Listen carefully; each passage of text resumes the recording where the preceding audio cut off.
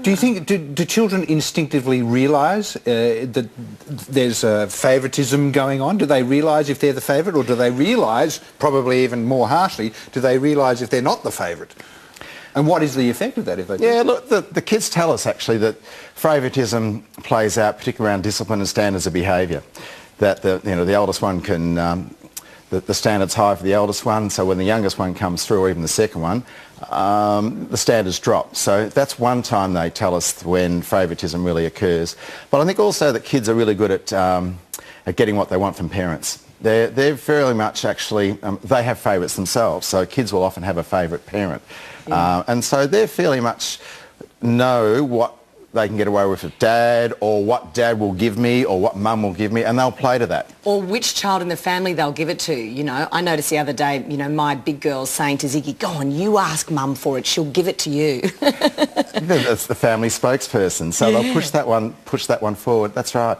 And that's the important thing to remember, that family life's dynamic, and we have a lot of sort of stuff wrapped around, sort of, which I think's a lot of myths. We love our children equally, but don't always like them the same.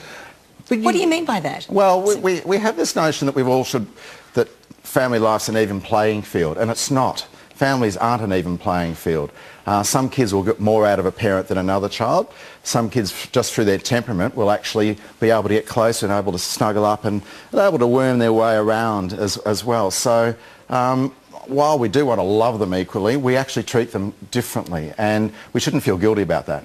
You do see examples, though, everyone's seen the example, I'm sure, of the family where there is one child that is just really the outcast, the black sheep, who has a really fractious, written out of the will, the whole dreadful thing. relationship with either or both of the parents. How does that affect that child? I mean, what's the long term? Yeah, I think what often happens is that child becomes the lightning rod for all the bad stuff within the family. It's almost, we will throw it on that child, the rest of the family becomes quite strong around that.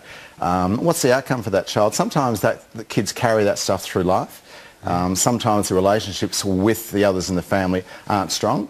You'll often talk with people, and I've talked with people, and we talk about brothers and sisters, and these will be people in their 50s, and they haven't gotten over the relationship stuff which happened in their families in the early days, and we sort of carry this stuff with us. So it's actually quite useful sometimes to revisit it and understand that perhaps my parents were just doing the very best they could. They weren't bad parents, it was just the way things worked out, and move on to a degree.